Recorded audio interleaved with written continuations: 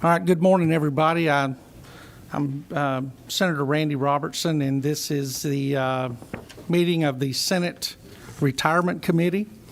And I now call the meeting to order, and I'll ask Chairman John Albers if he'll open this meeting with a prayer. Be my pleasure. Please bow your head. Lord, thank you for this beautiful day. Thank you for this opportunity to come together in service to you. Lord, we just ask that you bless everyone here as we listen to important testimony and make important decisions to help the people of the state of Georgia. In your most holy name we make our prayers. Amen. Again, Retirement Committee, being the unique committee it is, has the opportunity to meet outside of session. And also adding to the uniqueness of this committee is anytime you see this many people in the room, it means there's 2 or 3 people that want to testify and a whole lot of experts. So I appreciate the experts being here. We're going to try to move through this. What we are not doing is we are not passing legislation today.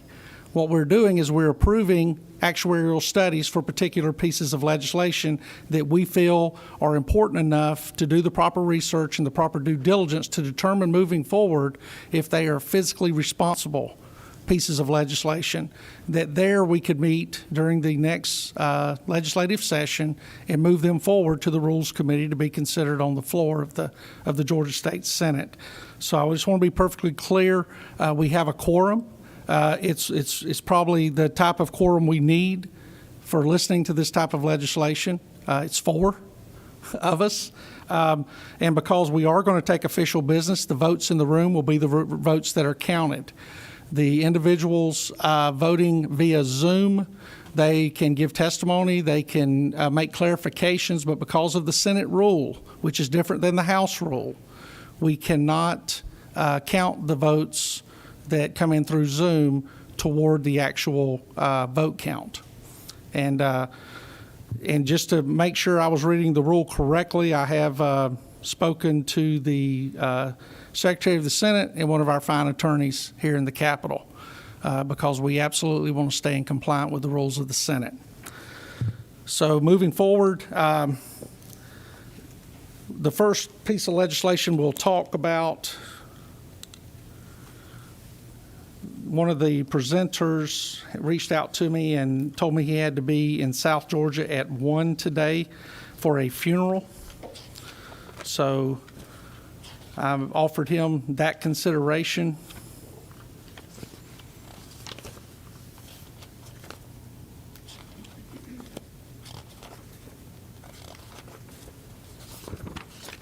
So the first piece of legislation we will look at will be Senate Bill 281. Senate Bill 281 deals with the Sheriff's Retirement Fund of Georgia. It provides for an increase in dues that the sheriffs have to pay. It provides for an increase in the amount they have to pay if they want to purchase prior service credit. It provides for payment to the fund for fees collected in criminal and quasi-criminal cases prior to adjudication. Increase in payments to the fund from fees collected for civil actions, and increases the benefits payable upon the death of certain members of the fund. So first person I'll call up to testify to this legislation would be Terry Norris with the Georgia Sheriff Association.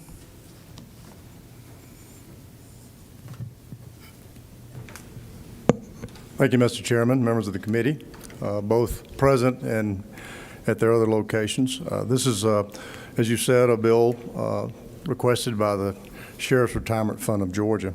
You've covered the aspects of the bill very efficiently. I will say this, the Sheriff's Retirement Fund is the fund for the elected sheriff. They must serve 8 years as sheriff to be eligible for the fund. There is a buyback of up to 8 years, 4 years for military, 4 years for previous law enforcement.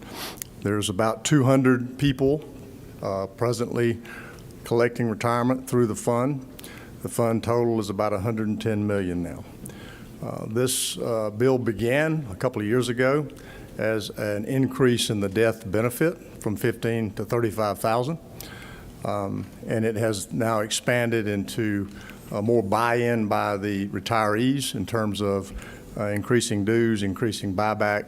There was also the aspects of civil papers. There's already a collection of $1 on civil papers. That has increased to $5 under the bill.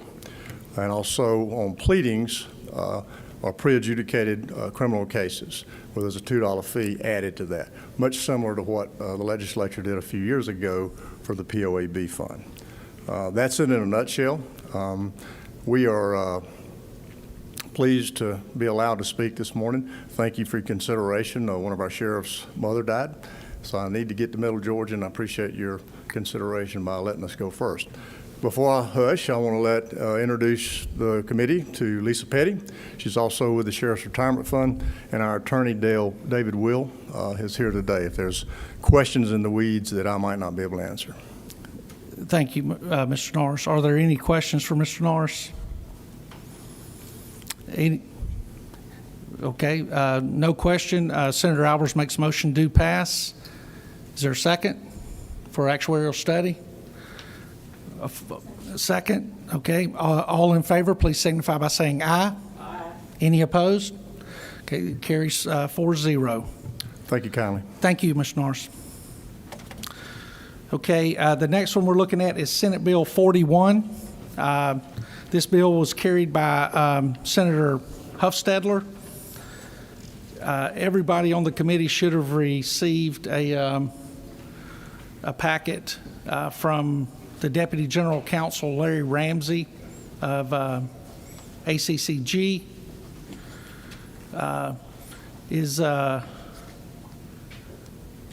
Let's see, do we have Senator Huffstedler on Zoom?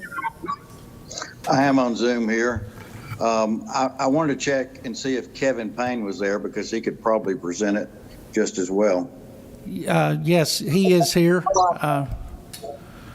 Senator Huffstedler, can you tell us why you don't have your video up on Zoom? Is there a particular reason?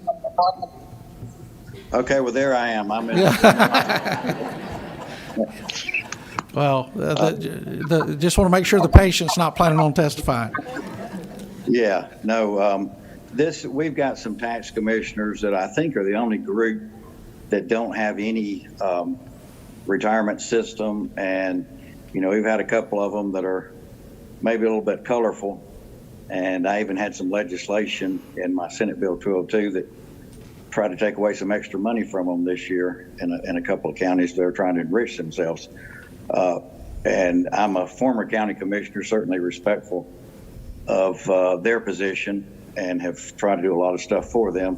And I know they've got concerns about the funding, but we've cut the funding way back, and certainly we'll look at it again in the future to see what we can do. But I would like to find a way to help this group of tax commissioners that don't have any type of retirement system to be able to have a minimal retirement system, and would like to have the study go forward and at least look at that and then see what the numbers are, and then see if we can adjust from there to come up with a compromise on everybody. But I would like to have a system in place for them. And some of those there, including the past president of the tax commissioners, Kevin Payne, I don't believe will benefit from this in any way. But there are some in some of those counties that need some help on the system, and I'm trying to enable that to be done for them. All right. Thank you, Chairman. Kevin is at the podium. Do you want him to testify to the legislation? That would be great. Yes, sir. Okay, good morning, Senators. Thank you for letting me speak this morning. I appreciate Senator Huffstedler supporting this bill. What I want to talk about on Senate Bill 41, really why we're here today, representing the 159 elected tax commissioners, and the reason why tax commissioners are the only elected constitutional officers who don't have a retirement plan, and frankly, the only other elected officials that we work with at home in our courthouse, whether that's the sheriffs, the probate judge, the clerk of court, the magistrate judge, the DAs, the Superior Court judges, all of those elected officials have a retirement plan. Tax commissioners did not, because for years and years we were covered under the state retirement system. The reason for that is because we were and still are considered, but legally, agents of the Department of Revenue. We collect a lot of money for the state. We still collect a lot of money for the state. That will probably be about $1.5 billion that we will return to the state this year. But the reason why we do not have a plan currently is because since we didn't have a legislative plan, we were a line item. And so in the recession prior to this last recession, we frankly were on the chopping block. And in 2012, we were chopped off, and I believe it's July 1st of 2012, from that point forward, tax commissioners were barred from state retirement. So anyone that came into office after that time. At that moment, it wasn't that painful because everyone that was in state retirement at that time was grandfathered in. But since that time, we've had 3 elections, 2012, 2016, and 2020, and we have 113 new tax commissioners since that time who are now barred from state retirement. And we have the majority of those, the last count it was 70 and growing, who have no retirement system at all, or they only have state retirement, and when that tax commissioner retires, their successor will have no retirement system. And by no, I mean not even a 401k type plan, not just another county plan, no plan whatsoever. The plan before you is a very modest proposal. If you look at the plan, I believe it's on lines 214 to 217. The max payout is $25,000. So if this plan were to be enacted, 21 years from now, a tax commissioner could retire and get $25,000, which hopefully, if we still have Social Security, will keep them off the poverty line. That's questionable, possibly $25,000 21 years from now. But this is really a supplement. This is what we're trying to do is give a supplement to some of these tax commissioners who are hardworking public servants. If they work long enough to get that 20 years in, that they may have a small supplement in their retirement. So that's the gist of it. If anybody would like to have questions about specifics, I'll be glad to talk about that. Any questions from the committee? Okay. I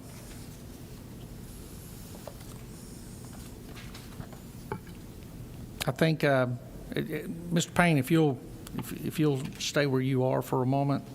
I think we have Larry Ramsey on Zoom.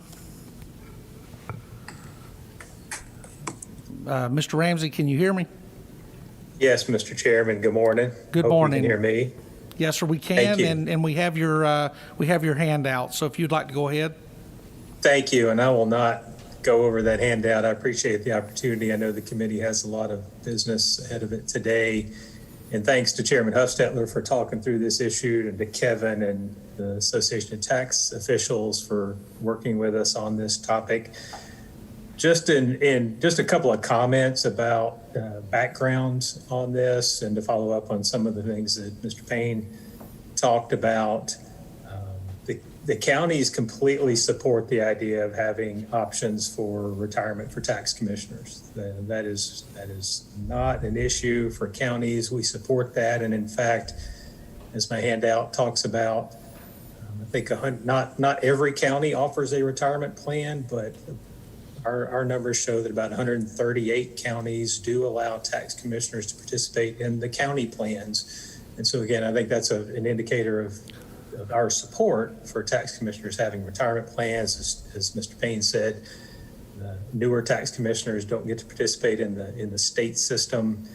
And we support the idea of coming up with, in effect, parity. The other county constitutional officers, the sheriffs, the probate judges, and the Superior Court clerks do in fact have state-created plans, but from a funding perspective, those are funded by not only the participants' contributions themselves, but by various fees tied to those offices, whether those are on court cases or other functions that those officers perform for the state and for local governments. The difference here and the concern from the county's perspective is that, as currently drafted, Senate Bill 41 does call for a substantial portion of the funding to come from county dollars, unlike the other constitutional officers' plans.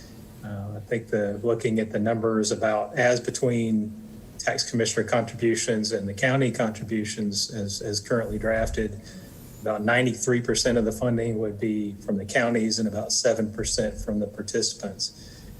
We've looked forward to working with the committee, Chairman Hufstetler, going forward on, as Chairman Hufstetler said, about revisiting funding mechanisms. But that is the only concern from the county's perspective is this does set up a funding mechanism that's different than the plans that the other constitutional officers have. And we would hope that the committee and the General Assembly General going forward would take that into account as it makes its decisions about how to make sure that tax commissioners do in fact have an adequate retirement. Right. I'm happy to answer any questions, and thank you, Mr. Chairman, again for the opportunity. Thank you. Mr. Ramsey, I have a quick question. Has ACCG ran their own actuarial study on the impact of Senate Bill 41?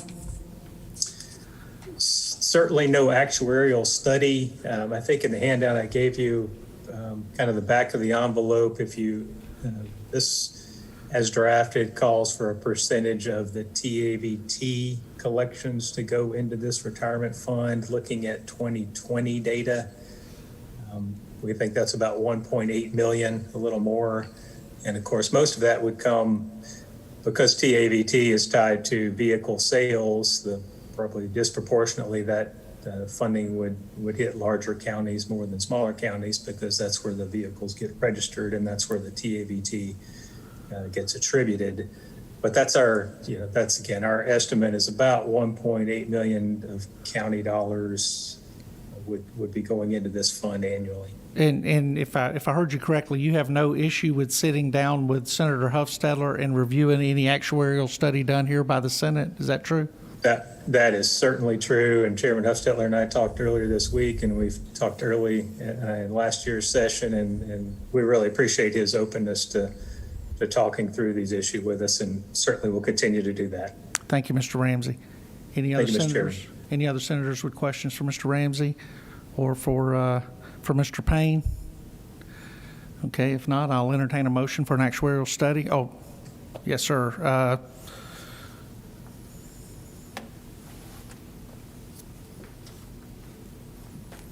I didn't see you on the list, Jim. Go ahead. Yeah.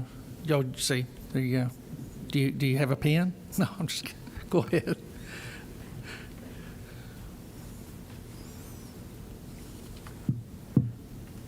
Thank you, Mr. Chairman. Yes. I'm not here to speak for or against the bill or dissuade. If you'll identify yourself for everybody in the room, please. Yeah, I'm Jim Potvin. I'm the Executive Director for the Employees Retirement System. And I just want to make sure that the record is clear on one point that has come up in the testimony, and that is the 2012 date. Prior to that date, it is true that the state paid for employee and employer contributions, I should say, into the employees' retirement system for the tax commissioners and their staffs, and that staffs who were hired first prior to 2012 do remain in the ERS. What is not technically the case, the tax commissioners or those who are hired after 2012 are not technically barred from the ERS. They may participate, but only if the counties agree to pick up the employer contributions. It's no longer the Department of Revenue's choice to do that. I will say, no county has made that decision to do that. So, yeah, exactly. So we don't have any current or post-2012 hires in the tax commissioners or their staffs that are part of ERS. But it is technically an option for them, and I just wanted to make sure that was clear to everybody. Thank you. As a career law enforcement officer, I'm always worried when the word technically is used in any testimony, which sometimes means this is my side of the story. But I appreciate that, and I tell you what, Jim's an invaluable resource for this committee and for this chairman, and I thank him for showing up. I have a motion due pass from Senator Albers. Is there a second? Just actuarial study, yes, ma'am. I have a second from Senator Harrell. Any discussion? Not hearing any. All in favor signify by saying aye. Aye. Any opposed? It's 4-0. Thank you.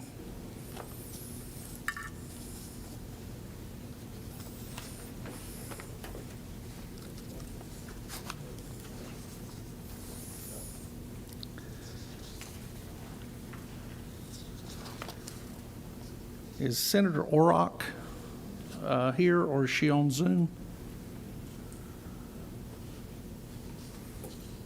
I'm not seeing her. Okay. Well, I'm gonna go over this briefly. Senator Orrock and I discussed it during session. And Senate Bill 167 is titled Semi-Annual Post-Retirement Benefit Adjustment for ERS Beneficiaries. What this legislation would do, or what this legislation attempts to do, is provides for semi-annual post-retirement benefit adjustments for all beneficiaries of the Employees Retirement System of Georgia, and provides for conditions, limitations, and suspensions of such adjustments. And I guess in layman's terms, and again, I have no problem with being corrected, but basically what this does is this actuarial study would determine the costs of implementing a cost of living adjustment into the ERS retirement system.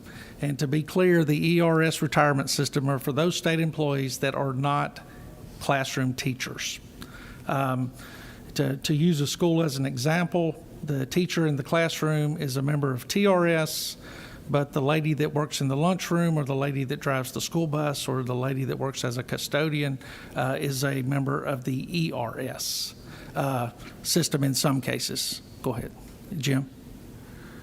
Or I should have said not a member of the TRS. Yeah. Not a member of the TRS. Correct. There's a separate plan. Right, the smaller plan. Yeah, so basically I'm trying to separate TRS from the other plans. And so there has been strong efforts made throughout the years, and they do, as Jim alluded to before, they go back to the 2008 downturn in the economy. And from that time forward, ERS employees have worked hard to bring something like this forward so that we could have a number to work with. Senator Orrick approached me with this, and I told her I thought that it was a very reasonable and timely piece of legislation. We did have a hearing on it, and it was an extremely positive hearing. And again, based on what Senator Harrell says, I'm sorry that Senator Orrock is not here. But is there anyone here to speak for or against Senate Bill 167? Or anyone wanting to offer any clarification as far as an actuarial study? Not seeing anyone, I'll entertain a motion. Oh, I did sign up to speak. sure, that's okay. Then you would be one of those people I was trying to find. Yeah. Thank you, Mr. Chairman and members of the committee. My name is Jim Somerville, a career retired state employee with 35 years of service. I'm president of the Georgia State Retirees Association, the only nonprofit organization that advocates on behalf of retired and active state employees. The issue that is addressed in this bill is a very important issue to us. We think it will address or lead to the ability to address an inequity between the teacher's retirement system and the employee's retirement system, in that the teacher retirement system has been getting COLAs since 1971, and ERS in 2008, as Senator Robinson said, elected not to, in the first time in 40 years, 40 consecutive years, elected not to grant a COLA to those employees who spent their entire careers dedicated to the service of the citizens of Georgia. Nobody deserves a COLA more than anyone who has dedicated their entire working career to the state and its citizens. So I encourage this committee to do a due pass and send us over so we can get an estimate on how much it would cost, so we can sit down and talk about a path forward to correct an injustice and restore the COLA to those that deserve it the most. Yes, sir. Thank you for the time, and thank you for your service. I'll entertain any questions if there are any.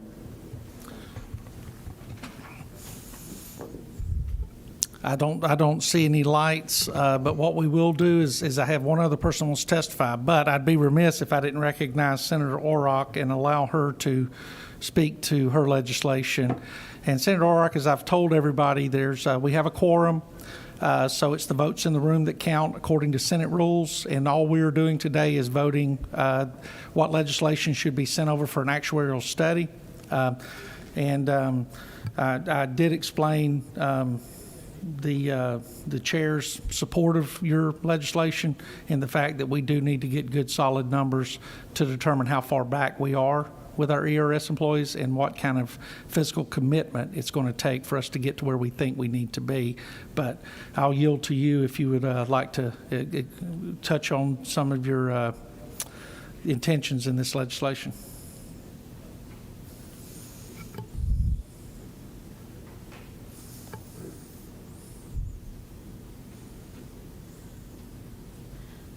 Good morning, Mr. Chairman. Thank you so much. Committee members, good to be with you and the guests here today. And the remarks that were just made on behalf of this legislation, I heartily support. I was really on a learning curve. I knew that we were not giving COLAs currently.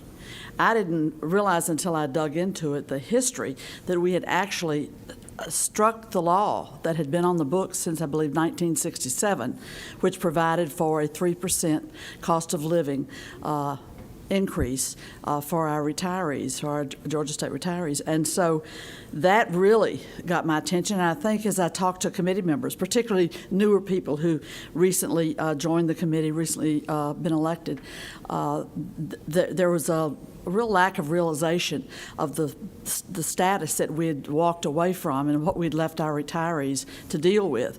And I applaud the Retirees Association for really providing a lot of information about the impact of the lost COLA on people's monthly pensions. People who, as the last speaker said, had worked all their lives for the state or considerable years, decades for the state, with the understanding that there would be a healthy pension to make up for the somewhat less than market level salaries that we were paying at the state level, and that would be their retirement security.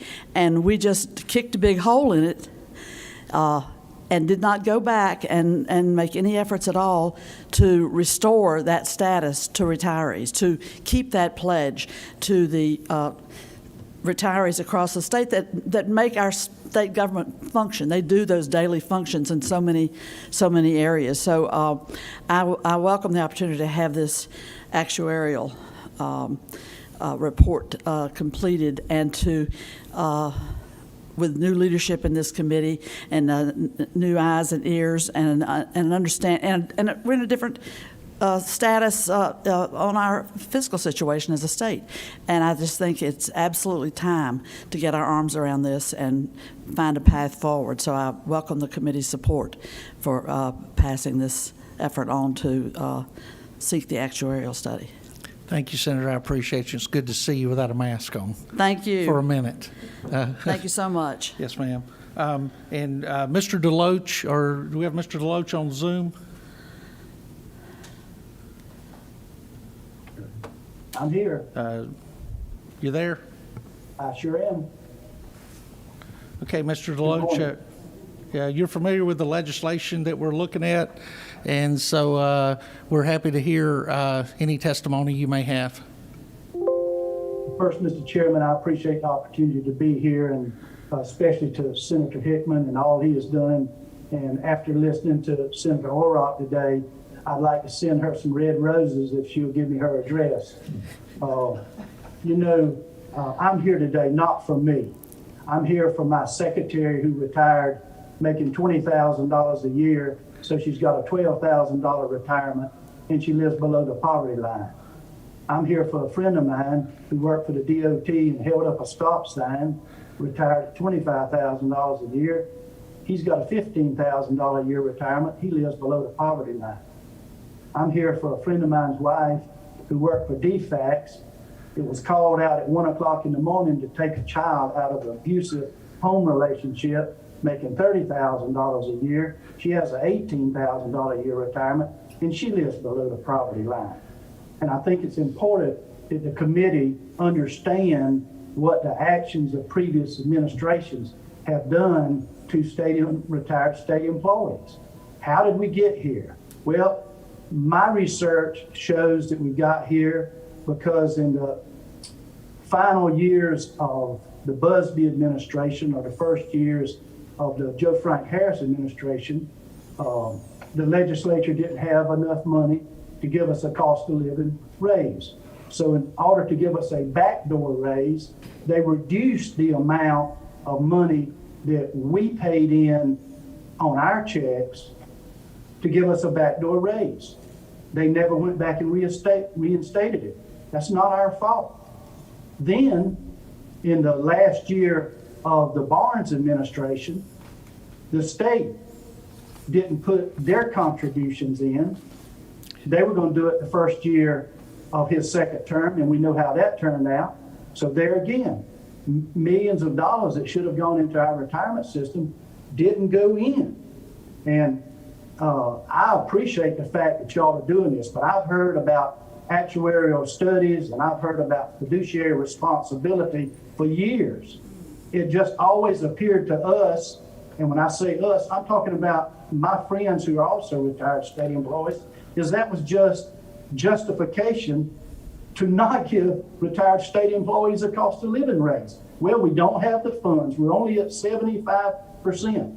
I think it's important that people understand that's not our fault. We came to work every day. We did the best job we could do for the citizens of the state of Georgia. And as Senator Orrock said, when we reached the end of our working career, the rug was snatched out from under us. So here I am, I'm 71 years old, and I'm still working because of what happened in 2008 when my cost of living raises were taken away from me. And I'm just so appreciative to this committee that finally, after all these years, some committee is willing to take this head on and create and help us get what we feel like we worked all of our lives for. I started to work for state government in 1967 as a summer employee student making $1.80 an hour, and I drove 50 miles round trip. And I take great pride in my career with state government. But I just feel like we have been so unappreciated all of these years, especially since 2008, that no one was willing to pick up the ball and run with it and try to correct this. And I'm just so thankful to Senator Hickman and this committee and Senator Orrock for what she's done to pick this thing up and try to correct something that has impacted retired state employees, and it's not our fault. I appreciate the opportunity to be here today. Thank you. Thank you, Mr. Deloach. Does any committee member have any questions for Mr. Deloach or Senator Orrock at this time? Okay, I'll entertain a motion. Yes, Mr. Chairman, I'd like to move that we move Senate Bill 167 forward for an actuarial study. Okay, I have a motion from Senator Harrell. Is there a second? I second the motion. I have a second from Senator Davenport. All in favor, please signify by saying aye. Any opposed? It's 4-0. Okay, now we will move on to Senate Bill 84. This is a bill sponsored by Senator Albers. Senator Albers, do you want to speak to the legislation? Please. Yes, you're on 2. Yes. And I apologize to Senator Harrell, I did not have your mic on. Thank you, Mr. Chairman and committee members and all those present. Senate Bill 84 seeks to help out our communications personnel. Most of us will call those our 911 dispatchers. In the world of first responders, there's 4 legs to that stool. We have our peace officers, we have firefighters, we have emergency medical services, and we have our communications officers. Sometimes people forget that last critical part, but like any stool, if you have 3 legs, it will fall over without those critical folks involved. And if you think about, if anybody has ever called 911 before, and you've got that calm, soothing voice on the other end who are getting the proper information from you. Sometimes they're walking you through steps you need to take to protect yourself or to render medical care to other folks. These are our first responder heroes in their very own right. Over time, we have continued to advance their training and the work that they do. Their jobs have become a lot more complex as we've embraced new technology and innovation in order to respond quicker and more efficiently to the public. We also have folks that in their career as a first responder sometimes will move into different positions. They may start out as a firefighter or a paramedic, as an example, and maybe have a life event where they can't charge into a house that's on fire, but they still want to serve, right? And they may be one of the most perfectly trained people that might want to become a communications officer at that time, or someone who has always wanted to serve but doesn't have the ability to pass the intense physical training it might be to be a peace officer or a firefighter. So this really allows us to recognize the great work our communications officers are doing by allowing them, with this study anyway, to pull them into the Peace Officer Annuity Benefit Fund, which this Senate has been a big supporter of for a very long time. I know we've got some great folks here. We've got Homer Bryson, who has served us in many, many different areas in this state and really been a champion. Appreciate all the work that you and David and everybody does for our plans.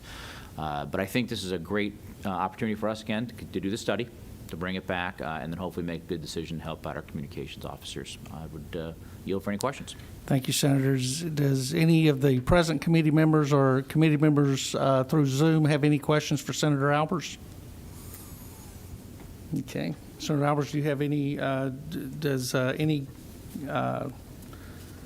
anyone here that wishes to testify for or against Senator Albers' legislation asking for a I did fail to mention one thing. study. I apologize, Yeah. Mr. Chairman. Mr. Michael Nix is here, who actually has been our largest champion on this and has helped out our 911 officers throughout the state. And I apologize for not looking further around the corner there. So. And I do want to recognize Director Nix and his right hand, and I want to recognize them for the work they do, and I appreciate that. As throughout my career, I absolutely knew where my lifeline was, and it was at the other end of that radio. And too many times, not seeing those faces or not seeing that individual in a uniform wearing a badge, they're not only forgotten by the men and women that go out there and do the job at times, but they are definitely not recognized by the citizens who, in many cases, not intentionally, but just really don't think about them. They know when they pick up the phone and hit those 3 digits that the God's begged blessing that they need is only a few minutes away. And the men and women that do that job are greatly underappreciated. And I think this is a step in the right direction to determine what it would cost to see if we could assist these men and women, because I'll also tell you the pay is extremely, extremely low for those positions also. But not seeing anybody else moving toward the podium is with the 4 in the room. I'll entertain a motion for an actuarial study for 911 dispatchers. And okay. You want to go ahead? Yeah. Well, all right. I will. Thank you. For my own bill. Yeah. Well. Okay. I appreciate the motion by Senator Harrell. I move that we move Senate Bill 84 forward for an actuarial study. Thank you, Senator. And thank you for the second, Senator Davenport. And any discussion? Not hearing any. All in favor, please signify by saying aye. Aye. And that is a unanimous vote. Thank you, Senator Albers. Thank you. Thank you, committee. Now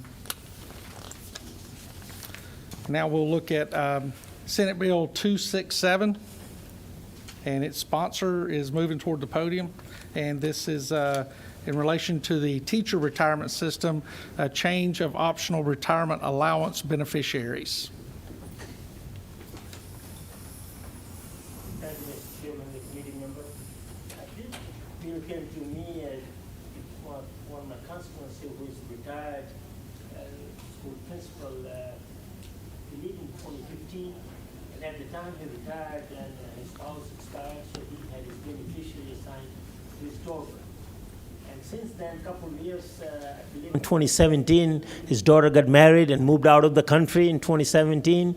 And he remarried at the time, but he couldn't change his beneficiary to his current wife. So he's been married now 7 or 8 years now, but still cannot, because unless you have a life change, unless his daughter passed away, died, something, he cannot change. So it's like in a weird situation. So this bill will allow, under this kind of circumstances, for anybody in the TRS system can change their beneficiary. That's the only thing it does. But I'm sure that the ERS probably have the same kind of situation. If that's happened, I'll be willing to entertain, another bill or something for the future ERS retirement system, if that's what it takes. But right now, we're talking about the TRS. Yes, sir. All right. Just for a point of clarification, my wife has advised me that the term current wife is inappropriate. So, but I do know what you were trying to say. I do Present appreciate wife, that. okay. Yeah. She told me the proper terminology is wife. I'm not supposed to say current. Yeah. My apology. Yeah. And if you don't mind being patient for a couple of minutes, we've lost our quorum, and I think Senator Albers stepped into the hallway to entertain. Yeah, but it's got to be committee members. Is Dan, is Nan on the committee? No. I regret to say that I'm not a voting Yeah, that's right. Yeah. She fights so hard for state employees that she's like a mascot to the retirement committee. Has nothing to do with the color of her hair either, nor mine. So, yeah.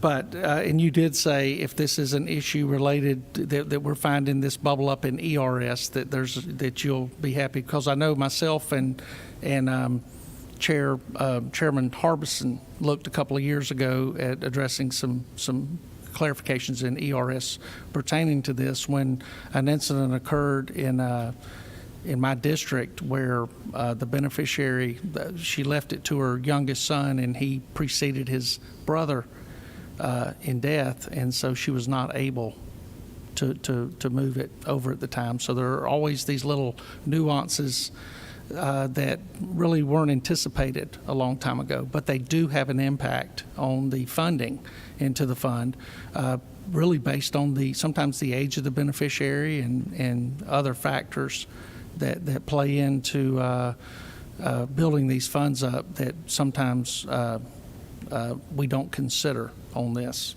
But if Yes, Mr. Chairman, I agree with you, and I think we should look into it, and I'll be definitely look into it and talk to the ERS if we need to move forward with that separate bill. All right. So what we'll do is we will stand in recess for approximately 5 minutes, and I'll be right back.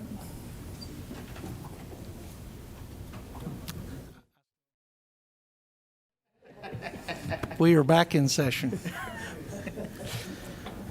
Move you pass. Okay. I have a motion from Senator Albers, who was listening in the hallway, which it sounds like the acoustics out there are much better than in here. Very clear. I have a motion do pass from Senator Albers. Have a second from Senator Davenport. Any discussion? All in favor, please signify by saying aye. Aye. Okay. Senator, was yours a positive? Okay, I just didn't hear you. I apologize. That's going to be unanimous. Okay, thank you. Is Senator Say still in? She just left me this one while our secretary just, Okay, So I'm gonna and I present it want for her to if it is- address this really quickly. I know. I have no idea, but I just got it. No, anyway. it's no problem. What happened is last month the House held their retirement committee hearings. And they had this legislation in front of them, and they voted to send it for actuary. So I think to be fiscally responsible, it would be irresponsible for us to ask for a Senate actuarial study when the House has already asked for an actuarial study on the same legislation, which is going to come to us, and we will have the opportunity to slice, dice, and amend and get the House back on track when that happens, and make their bill so much better than I'm sure what it is today. But so what we will do is we will not take a vote on these two, since an actuarial study is already in the process on this legislation across the hall, and each actuarial study does cost the taxpayers money. So I think basically what we've done is the 7 pieces of legislation we've looked at today are all going to actuarial studies, even these two. And I've got a list. I think the Senate actually, the House actually had 4 pieces of legislation that's going to actuarial studies pertaining to legislative retirement systems. So I think we're on the right track there dealing with that. And I want to thank all the experts for coming today. I want to thank the sponsorships of the legislation for coming today. And I want to thank those who joined us by Zoom for coming today. But I especially want to thank the men and women sitting around this table that during these times took the time out to come to the Capitol and stand up for the people that we know keep our state running. The men and women that go out every day when we're at home and they're doing the job, whether it's the DOT person or whether it's the person who kept this building spotless for us during the COVID pandemic's worst times. And so that means a lot that you're willing to sacrifice your time and your effort, which I know our fellow committee members who are scattered across the state would have done the same if possible, but because of different issues they could not. So if there are no other issues from a committee member, yes, ma'am. Thank you very much, Mr. Chairman. You had talked to Senator Singh about this. Is it going to be It just, when I came up this morning and my administrative assistant had reached over to the House committee, we got copies of all their legislation. Yes, ma'am, went through it. We only pulled what they sent for actuarial study. We didn't look at all of it.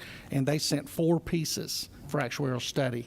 I think when theirs comes across, if it makes it through rules and comes across over here to us, I think we will look at some of the I think we will have some questions about parity as far as certain positions within our state government to ensure that we continue, hopefully long past our time, having young men and women who want to come up here and serve their state, knowing that they're not doing it to the detriment of their, chasing the American dream, if you will. And I know none of us are up here to get wealthy to do this job.